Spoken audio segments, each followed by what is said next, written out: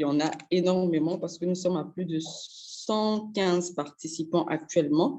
Donc, nous allons commencer par la première question, car Rachel, si tu le veux bien.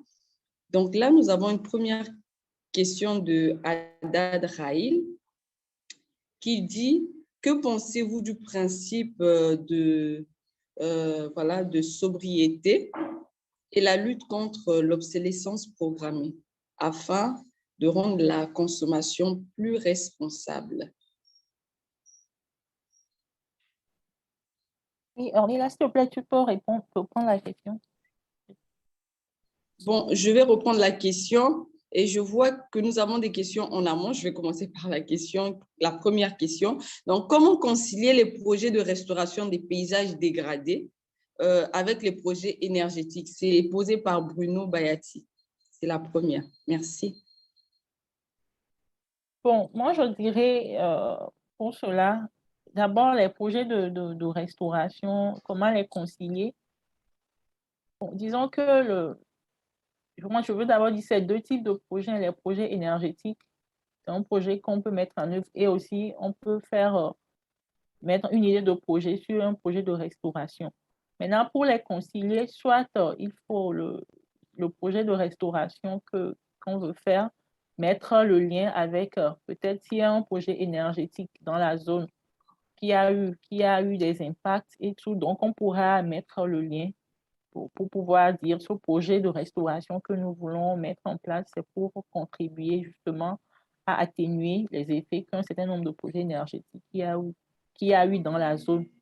Donc, il faut vraiment faire le lien entre les activités que le projet énergétique a eu avec les impacts et ce que le projet de restauration vient pour corriger. Je ne sais pas si j'ai bien compris la question, mais c'est un peu comme ça, je vois ça. D'accord, merci beaucoup, Rachel. Une deuxième question. Vraiment, les gens sont très intéressés par le bilan carbone.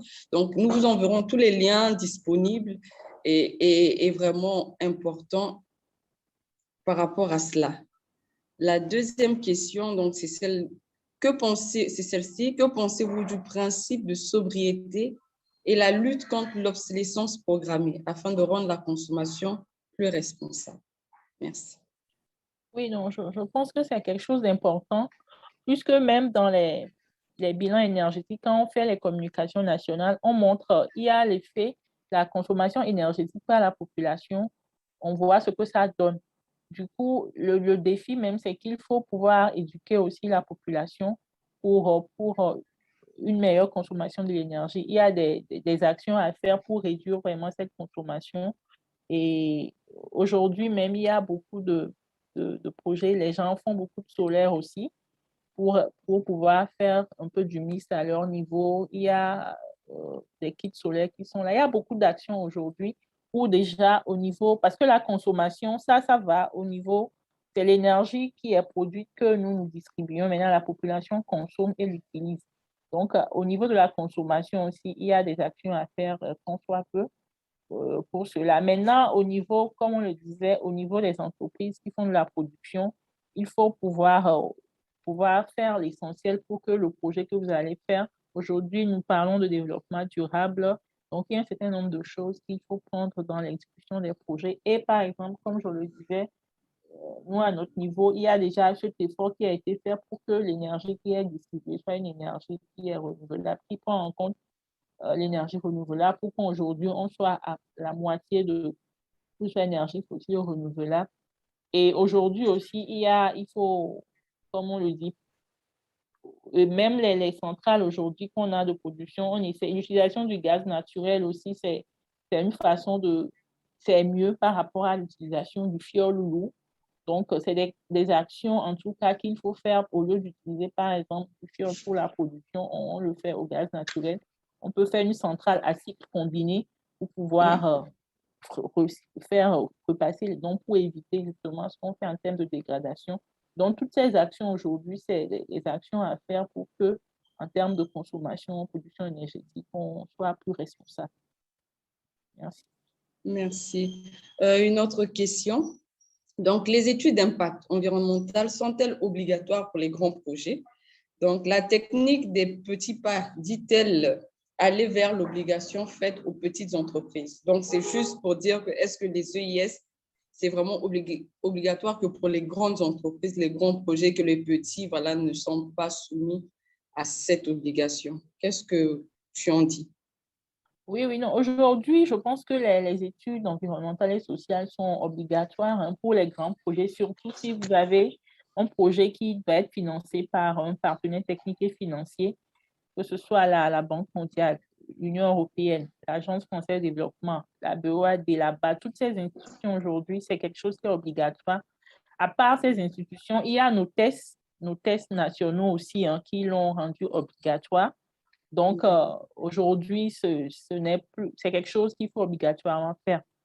Maintenant, l'autre question, peut-être ce n'est pas abordé, mais c'est qu'après maintenant ces études, il faut aussi que maintenant nos États travaillent énormément sur l'aspect de suivi pour vraiment, après les études, les PGES, vraiment faire le suivi sur le terrain pour que tout ce qu'on a dit dans ces études soit mis en œuvre. Donc, aujourd'hui, c'est une obligation. Et je dirais que la plupart de nos projets aujourd'hui, suit l'évolution des normes. On le fait souvent, surtout les normes environnementales et sociales de la Banque mondiale, puisque c'est eux aujourd'hui qui est le lead de tous les bailleurs. Tous les bailleurs s'alignent sur leur politique. Donc, du coup, récemment, on a vu que leur politique, ça a évolué. On était sur les PO, maintenant on est au NES. Donc, aujourd'hui, les projets qu'on a, on le fait sur ces NES parce que ce soit un bailleur, même s'il n'est pas Banque mondiale, il s'aligne selon ces normes.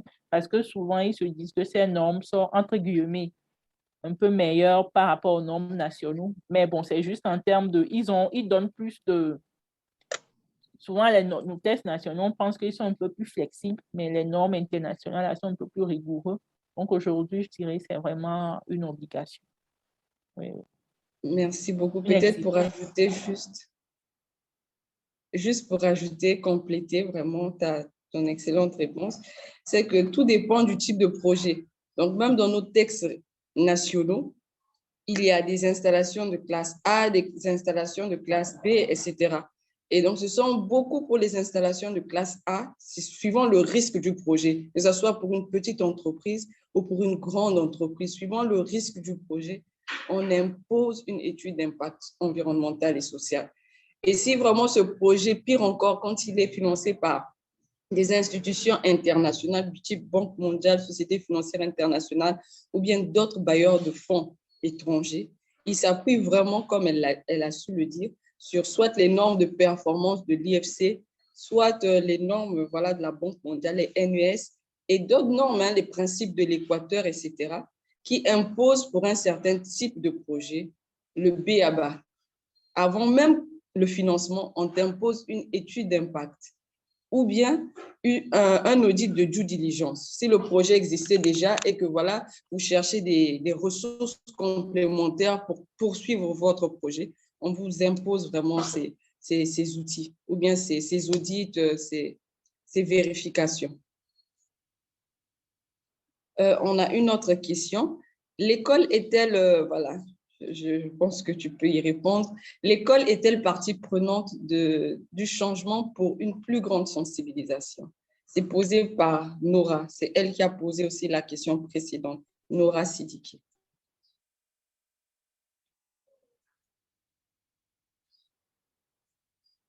Rachel, tu es là? Oui, oui, on est là, oui, je suis là.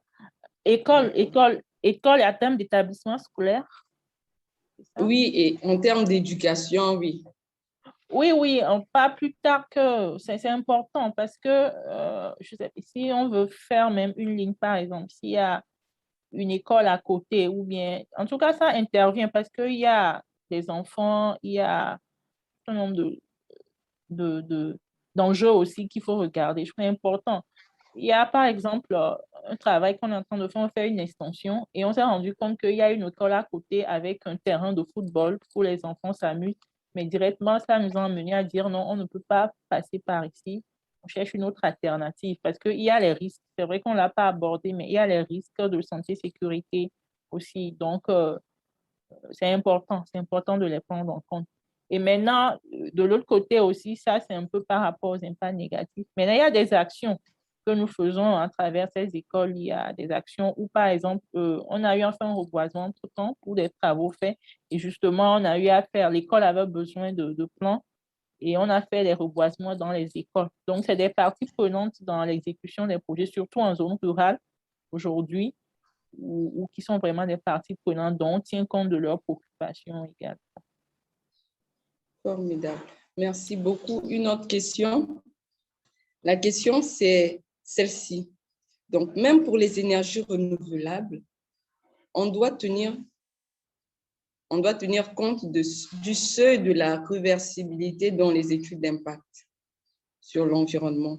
Donc, doit-on tenir compte, quoi? Donc, même pour les énergies renouvelables, doit-on tenir compte du seuil de réversibilité des EIS?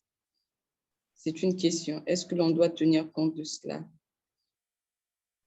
Donc, je pense, c'est posé par Youssine, de savoir si même pour un projet d'énergie renouvelable, on doit faire une étude d'impact.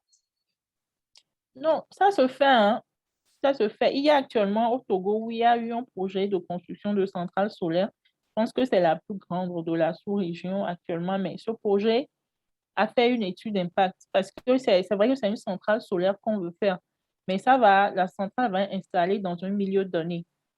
Donc, il y a tout ce qui est biophysique, bio-humain à voir. Et si on prend cette centrale solaire, euh, là où c'est installé, par exemple, c'est dans une zone, il y avait des arbres et tout qui ont été enlevés. Donc, ce potentiel de bilan, le bilan carbone a été fait en termes a été calculé pour voir ce qu'on peut faire en termes de compensation. Donc, que ce soit même un projet d'énergie renouvelable, je pense qu'il faut faire l'étude parce qu'il y a d'autres aspects, d'autres enjeux qu'on peut avoir et qui va nécessiter une mitigation. Donc, je pense que aujourd'hui, c'est un truc qu'on fait pour tout type de projet, même que ce soit renouvelable. Oui, je suis totalement d'accord avec toi. Donc, comme tu l'as dit, c'est un projet d'une certaine envergure qui va être mis en œuvre dans un certain milieu naturel. C'est le B.A.B.A. C'est vraiment le niveau premier. Donc là, je vois d'autres questions, mais nous avons déjà répondu à cela. Par rapport aux sanctions, voilà. Si les normes vous imposent une étude d'impact ou bien certaines normes, si vous ne les faites pas, vous pouvez perdre votre financement. Ça, c'est clair. La dernière question, voilà, c'est la dernière. C'est Viviane Titielé qui la pose. Sachant que vos clients sont des parties prenantes importantes de votre sphère d'influence, dans le cadre de votre démarche de réduction de la pression sur les ressources naturelles, des diagnostics de performance énergétique sont-ils réalisés chez vos clients, intégrant donc votre démarche RSE? Okay, donc, est-ce qu'on fait un audit au niveau des clients? Comme, voilà, vous allez aussi prendre leur énergie, voilà, leur source, etc. Tout à fait. Donc, je pense qu'il y a un travail qui se fait, mais qu'il faut vraiment améliorer, tout à fait. Mais aujourd'hui, il y a un suivi qui se fait au niveau des clients. Déjà, si on fait un projet, par exemple, il y a des branchements sociaux qu'on fait déjà vers la clientèle pour que ces branchements sociaux, ça fait partie de l'engagement sociétal avec des coûts réduits pour avoir accès à l'électricité. Donc, c'est déjà... Maintenant, après, il y a aussi, souvent, au niveau commercial, on augmente. Il y a des moments où il y a des semaines où on passe au niveau de la population, on échange un peu pour voir comment ça se passe, avoir des retours. Donc, parce que c'est les consommatrices, c'est les clients. En fait, les clients, ce sont rois. Hein. Les clients, sans eux, nous n'existons pas. Donc, il y a un travail qui se fait et l'entreprise est toujours en recherche de moyens d'amélioration pour améliorer en fait son service à la clientèle parce que c'est important. Donc, nous sommes dans une démarche de QSE également pour pouvoir vraiment améliorer ce qui est fait en termes de qualité parce que c'est important aujourd'hui. Oui, et je pense au fait que la question, c'est demander, parce que tu as évoqué tout à l'heure, tantôt, que dans votre production énergétique, le schéma, il vous arrive de produire votre source d'énergie propre, de l'énergie propre, mais également de faire de la sous-traitance, c'est-à-dire d'aller acheter une énergie produite par un autre prestataire. est-ce que pour ces prestataires, vous faites aussi une démarche d'audit environnemental par rapport aux installations de ce prestataire? OK. Déjà, je voudrais préciser, les prestataires chez qui l'énergie est achetée, ce n'est pas des individus. Aujourd'hui, nos tests ne sont pas encore faits en ce sens où, mais c'est des structures qui sont vraiment installées, on a une autorité de régulation du secteur de l'électricité qui existe, qui sont installées selon les normes, qui ont fait des études d'impact, qui ont eu des certificats, donc qui sont en règle. Donc, je pense qu'il faut bien le préciser. Ce n'est pas chez des individus ou peut-être n'importe qui a une production. Bon, les tests ne sont pas encore allés vers là, mais c'est des structures. Là où nous avons, par exemple, il y a l'extérieur, il y a le Nigeria, il y a des centrales, les extérieurs, et c'est sur un marché même régional qui est bien réglementé. Et en termes du pays, nous avons une centrale qui s'appelle Contour Global. C'est une centrale qui suit vraiment les normes, si vous le visitez, c'est une centrale parce que c'est un groupe international, donc il y a des normes, qui est en nombre. Nous avons une autre centrale qui est en train de s'installer, qui est également faite par Iranov. Donc, c'est des centrales en tout cas, qui respectent les normes et tout qui existe. Donc, merci pour la question, il fallait le préciser. C'est pas juger les individus. Merci beaucoup. Juste pour aller plus loin dans la question, on vous oriente vers une nouvelle tendance, qui est celle de le devoir de vigilance, donc par rapport aux prestataires et aux sous-traitants. Donc, si vous voulez avoir un peu plus d'informations, d'aller chercher dans ce sens. Donc, nous arrivons au terme de notre webinaire. Vraiment, merci beaucoup, Carole. Merci, Rachel, pour vos brillantes interventions. Merci vraiment à tous les participants. Ils ont été très vivants. Donc, nous vous remercions également pour toutes vos questions, vos observations. Toutes vos questions non posées, toutes vos questions non posées seront, répondues. Nous vous répondrons via un FAQ, foire aux questions. Et Anne-Sophie, la parole est à toi. Merci beaucoup. Écoute, merci beaucoup Ornella pour cette modération. Merci à Carole et à Rachel pour cette intervention très enrichissante. C'est vrai que là, il y a eu beaucoup de questions, donc on n'a pas pu répondre à tout, mais je pense qu'on a abordé déjà pas mal de points. Donc, pour répondre également aux questions qui n'étaient pas dédiées à nos intervenantes, beaucoup de questions sur l'attestation. Donc, le seul moyen de recevoir une attestation, c'est de remplir le formulaire que Placide met dans le chat. Donc, pas besoin de nous envoyer votre adresse mail via l'adresse chat. Et quand vous mettez où est le lien du formulaire, je viens de l'expliquer, c'est Placide qui met dans la boîte de conversation le lien du formulaire qui vous permet d'évaluer à la fois ce webinaire et de pouvoir recevoir une attestation. Donc, évidemment, l'attestation, vous ne la recevez pas automatiquement. Il faut nous laisser le temps de pouvoir vous la retourner. Et concernant les supports, donc comme Placide et moi, nous vous l'avons indiqué dans la boîte de conversation, vous retrouverez les présentations de nos deux intervenantes à la fois sur notre site Internet. Donc, également, il faut nous laisser le temps de pouvoir mettre tout en forme et le mettre sur notre site. Et vous retrouverez les vidéos sur notre page YouTube. Donc, n'hésitez pas à nous suivre sur les réseaux sociaux et à consulter régulièrement notre site. Voilà. Pour notre prochain webinaire, on se retrouve le 28 octobre et on compte également sur votre présence. Donc, n'hésitez pas à nous rejoindre. Voilà, je vous remercie à tous et on va faire ce qu'on fait à chaque fois. On va tous allumer nos caméras si ça vous convient pour qu'on puisse faire une petite capture d'écran avec tout le monde en vidéo. Voilà, merci beaucoup à vous. Merci. Merci à tous. Merci à tous. Merci à tous. Merci. Merci tout le monde. Merci à tous. Ok, merci à tous. Merci à tous. Merci à vous. Merci à tous.